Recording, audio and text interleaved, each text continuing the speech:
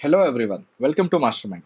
Today let us see some of the important topics for KS prelims as well as all the other examinations conducted by KPSC as well as KEA. So this is Schemes of Government of Karnataka Part 1. There will be many more parts in the series. So let us get started now. The first scheme we are dealing with is Karnataka Bhagya Lakshmi scheme. Very important. Karnataka Bhagya Lakshmi scheme, and it is initiated by Department of Women and Child Development. Department of Women and Child Development, that is Karnataka government, and it was initiated in the year 2006. Very important. Please note down that it was initiated in the year 2006. And what is the objective of the scheme? The objective of the scheme is to promote the birth of girl children and also combat female feticide in the state of Karnataka. So it aims to promote the birth of girl children and combat, that is, it tries to eliminate or prevent female feticide or hennu bruna hatya as it is called in Kannada. So what are the main features of the scheme? The main feature of the scheme is the financial assistance given to the girl children. So when a first girl child is born in a family, then 19,300 rupees will be deposited by the government of Karnataka in the name of the first girl child, and for the second girl child 18,350 rupees will be deposited by the government of Karnataka. Very important. You have to note it down. 19,300 and 18,350 rupees. So these amounts will be deposited at the time of the birth of the girl children. So when the girl child reaches 18 years of age, that is at maturity of this particular financial scheme, then 1,97,000 rupees will be given to the first girl child, while the second girl child will receive 1,52,000 rupees at 18 years. Very important. And why this amount is given? What is the purpose of giving this amount to the girl children? It is to meet their higher education expenses or marriage expenses. So by doing this, the government of Karnataka is promoting the birth of girl children, and at the same time it is also combating the female feticide. And the beneficiary girl can utilize this financial assistance for either her higher education or for her marriage expenses. However, there are conditions in order to claim the Bhagya Lakshmi scheme benefits at the time of maturity. The girl beneficiary must meet certain criteria. The first criteria is that she should have reached the age of 18 years. She should have reached the age of 18 years. And second condition is that she must have a minimum qualification of 8th standard or class 8. She must have this minimum qualification, and also should be unmarried at the time of claiming the benefit. She should be unmarried at the time of claiming the benefits. So these are the conditions that a girl should meet while claiming the benefit. So what are the conditions that make a child eligible for the scheme at the time of birth? At the time of birth, the beneficiary should be a resident of Karnataka. That is, the parent should be from Karnataka and should belongs to below poverty line category, BPL category. And then this particular scheme is given for the birth of two girl children, not two children. Please remember, two girl children, and the girl must be born after 1st August 2008. Very important. 1st August 2008. So when it was launched in the year 2006 up till 2008, the nature of the scheme was different. So the terms and conditions and features of the schemes were different. However, in 2008, it was altered, and these particular conditions have been laid in front of the people of Karnataka. And maximum children per family, two, and only for girl children. Very important. You have to remember this. Only for girl children. And who manages the funds under Bhagya Lakshmi scheme? Very important. It is the Life Insurance Corporation. You have to remember this. The scheme extends assistance to only two girl children per family, not the third, only two. And then the Life Insurance Corporation oversees the management of the funds under this scheme, and all the maturity claims are processed and settled through LIC only. And the girl beneficiary at the age of 18 years can apply to LIC to claim her maturity amount under the Bhagya Lakshmi scheme. So all these points are very important. Any point in this particular scheme could be asked in prelims examination or PSI examination. or FDA or SDA or any examination that is conducted by the government of Karnataka. Very, very important scheme. You have to note down all the points here and revise it regularly. So the next very, very important scheme is Karnataka Samagra Matru Arogya Palane scheme. Very, very important scheme. You will have to remember every point discussed here. This particular scheme is an umbrella scheme. What is the meaning of umbrella scheme? Umbrella scheme means it has got more sub schemes under it. It has got sub schemes under it, and this particular Karnataka Samagra Matru Arogya Palane scheme has 4 schemes under it. It is the Thai Bhagya scheme, and then Thai Bhagya Plus scheme, and then Prasuti RIK plan, Prasuti RIK scheme, and then Madilu Kit scheme. So it has got 4 sub schemes under this particular umbrella scheme, and this scheme is being implemented by the Department of Health and Family Welfare, Government of Karnataka. So what is the objective of this scheme? It is to support pregnant and lactating mothers. The name itself says Matru Arogya Palane. Matru means it's the mother. So it's usually the lactating mother. Samagra Matru Arogya Palane scheme is the name. So Samagra means it should include everything. It is a comprehensive scheme. So comprehensive means umbrella, and it has got 4 schemes under it. And the objective is to support pregnant and lactating mothers. So what are the main features of this particular scheme? It has got 4 sub-scheme under it. The first is Thai Bhagya scheme. What does Thai Bhagya scheme do? First of all, it gives free delivery services. Free delivery services in the government and empaneled private hospitals. Second is cashless treatment. There won't be even a single rupee from the beneficiary side. It has to be a cashless treatment. And then complimentary transportation from the house to the hospital and to the hospital to the house. There will be complimentary transportation given under the Thai Bhagya scheme, and then also free medical examinations and medications will be given to the beneficiary mother under the Thai Bhagya scheme. Next is Thai Bhagya Plus scheme. Now we have seen that here there will be assistance given to the mother delivering her baby in the government and empaneled private hospital.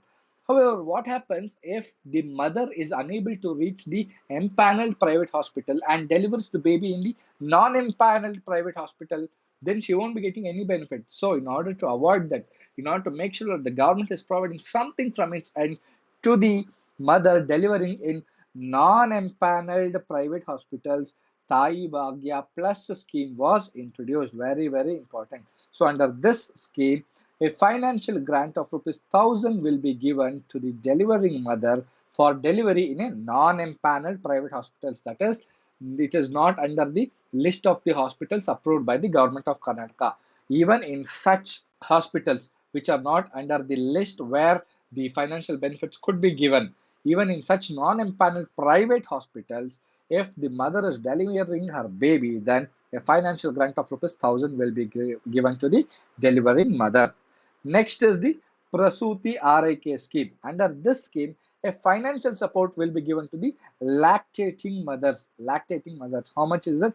Rupees 3,000 will be given for SC/ST females and rupees 1,000 for BPL females, BPL women. So you have to remember this. Under Prasuti RIK scheme, a financial support will be given for lactating mothers, those mothers who are feeding their babies, breastfeeding their babies. Next is the Madilu Kit scheme. Very, very important. Provision of essential daily use item kits. 19 items will be there. Please remember, 19 items will be in the Madilu Kit scheme, which are very essential for neonatal care, that is, newborn babies care. So, this Madilu Kit scheme, it involves provision of essential daily use item kits, and these 19 items will cost 1,500 rupees, 1,500 rupees, and it is given to those ladies who deliver the babies in the government hospitals. Please remember, government hospitals. And then what is the eligible criteria? The women should belong to either scheduled caste or scheduled tribe or below poverty line category. And how can these women access benefits? They can apply to this scheme. Prospective beneficiaries can seek assistance from the ASHA workers, ASHA Karyakartayaru, accredited social health activist workers, or auxiliary nurse midwives to access the benefits offered by the all the four sub-schemes under this Karnataka Comprehensive Maternal Health Care Scheme, that is Karnataka Samagra Matru Arogya Palane Scheme. For now, you remember the main features of the sub-schemes here because I will be dealing with each one of the schemes specifically and separately in the future videos. So please remember this is the umbrella scheme and I have given an introduction to all the four sub-schemes here. I will be dealing in detail with every tiny detail in the future videos about all the four sub-schemes. Next, very important scheme. Scheme number 3 is Udyogini scheme. Very important. You will have to remember this particular scheme.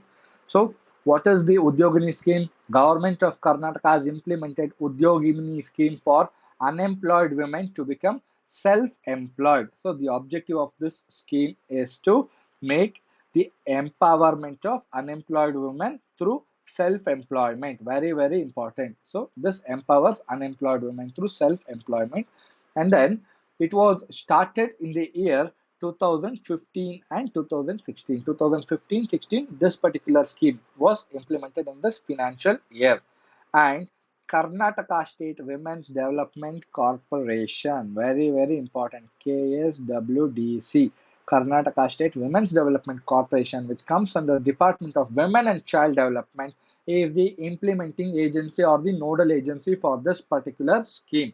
So, what are the objectives of this scheme? First of all, to prevent women entrepreneurs from borrowing money from money lenders. So, the scheme stresses on not allowing or not making women entrepreneurs borrow money from money lenders at exorbitant interest rates or high interest rates. Second objective is empowering women by providing loans from banks and other institutions to provide assistance from the corporation, Karnataka State Women's Development Corporation, and helping women gain self-independence through self-employment in business and service sector.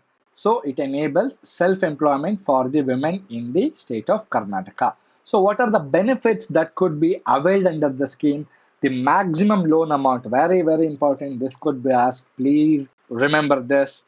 Put 3 stars. The maximum loan amount that can be obtained under Udyogini scheme is rupees 3 lakhs. 3 lakhs could be obtained, and then a subsidized amount of 30% or maximum rupees 90,000 will be given for disabled women as well as general category women. General category as well as disabled women, 90,000 rupees is the maximum. That is, if you are obtaining complete 3 lakh loan, then 30% of 3 lakh is 90,000. This amount will be given as subsidy by the government. Or if you are obtaining only 2 lakh loans, only 2 lakh, then 30% will be 60,000. 60,000 will be given as subsidized amount. So either 30% or maximum 90,000 will be given as subsidy for disabled women as well as general category women, while this will be 1,50,000, maximum 1,50,000 for SC/ST females, or it could be 50%. Let us say if they are obtaining 2 lakh loan, if a woman from SC/ST, SC or community or ST community is obtaining 2 lakh loan, then that female will be getting 50%, means 1 lakh as the subsidy amount. So if a general category or disabled woman obtains 2 lakh loan, then she'll be getting 60,000 rupees. If a SC/ST woman is obtaining 2 lakh rupees, then she will be getting 50% subsidized amount, that is 1 lakh rupees. And 1,50,000 is the maximum subsidy given to SC/ST females, while it is 90,000 or 30% for disabled women or general category. What are the eligible criteria? If a female has to get a loan or obtain a loan under this particular scheme, what are the criteria that she must meet to obtain the loans? The first criteria is that, as for all the scheme of government of Karnataka, she must be a permanent resident of Karnataka, and then the age of women should be between 18 to 55. Very important. Note it down. Put 3 stars. 18 to 55 years for Udyogini scheme beneficiaries. This is the stipulated age criteria. And annual income criteria.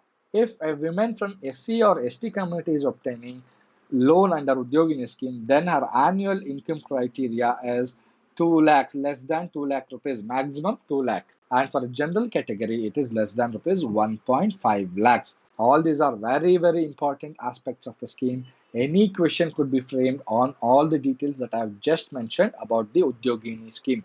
You will have to remember each and every tiny detail because the examiner will be focusing on such tiny details. Please note it down and also refer to these points meticulously and revise it thoroughly. Thank you.